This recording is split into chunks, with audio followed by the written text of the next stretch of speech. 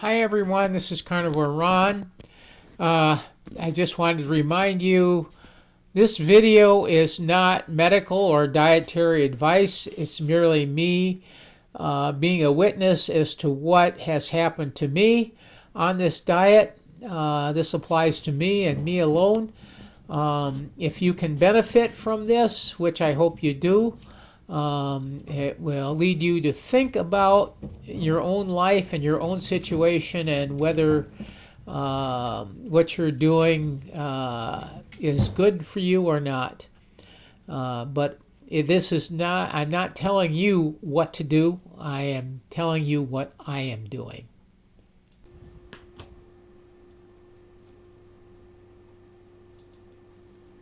Hi everyone.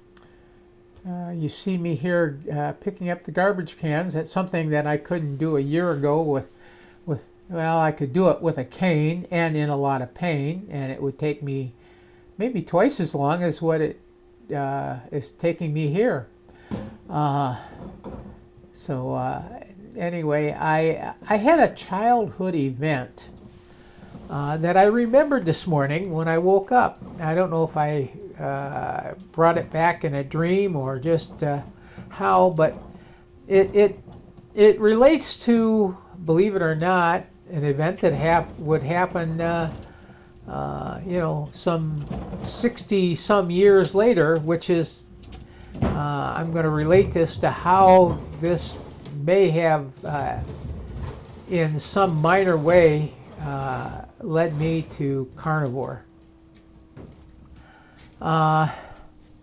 When I was, I think about 8 or 9 years old, I used to go biking. I actually biked a good portion of my life in spite of my weight.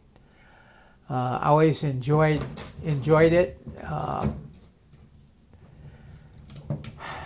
I lived in a small town growing up. Population was right around 500, maybe a little bit under. It's a quiet place to live, to grow up. I think it's a great place to grow up in a lot of ways.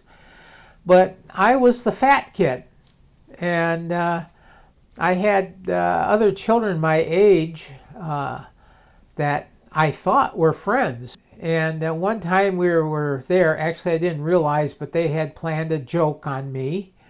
And of course, I'm the fat kid, so why not pick on the fat kid, right? I mean, and we stopped at the end of the street. There's a driveway that goes into a house there, and it's gravel. The driveway is gravel, and so we're at the end of the street, and the kids say, "Oh, let's do this," and they stood over the back tire, straddled the back tire, and lift the front up. It says, "Oh," they go, "Room, room, we're a motorbike." And I'm doing a wheelie. And so they would lift, they said, "Come on everybody, let's do this." And they would lift their bike up and then bounce the wheel down and then lift it back up in the air, shake it around like, they're on it. And so I joined in with them. It was fun. We were all laughing and smiling. What I didn't realize is that this joke was being played on me because they had loosened the bolts to my front wheel without me knowing it. I was went in the store to buy some candy or something. When I came out, we all took off together again. And so all of a sudden, my front wheel falls off. They all start laughing, pointing at me. They get on their bikes and ride off and leave me standing there with the frame of the bike in one hand, or in two hands I should say, holding on the handlebar, and my front wheel laying on the ground. And then I had to put it back together, tighten the wheel back on. Biked by myself after that. There was a lesson in there that I had learned numerous times after that too, not to trust other kids or other people, to depend on myself. So that being said, How does that lead to carnivore? Well, I think the element of not trusting others, not trusting the advice of professionals, of doctors, of dietitians. It wasn't that we're lazy or that we're eating too much. It's that we're eating what we're told to eat, and it's causing this problem. When I was growing up, my mother used to bake beautiful breads and cakes. And anytime the recipe called for lard, she'd grab the can of Crisco, shortening. Yeah, well, it's properly named shortening because it shortening your life is what it did.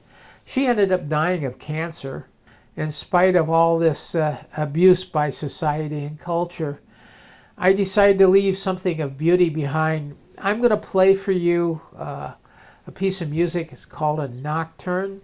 Actually, several people have actually played this Nocturne, and actually I have one version that somebody went and turned into, they orchestrated it for full orchestra. It's actually a very beautiful arrangement of my piece.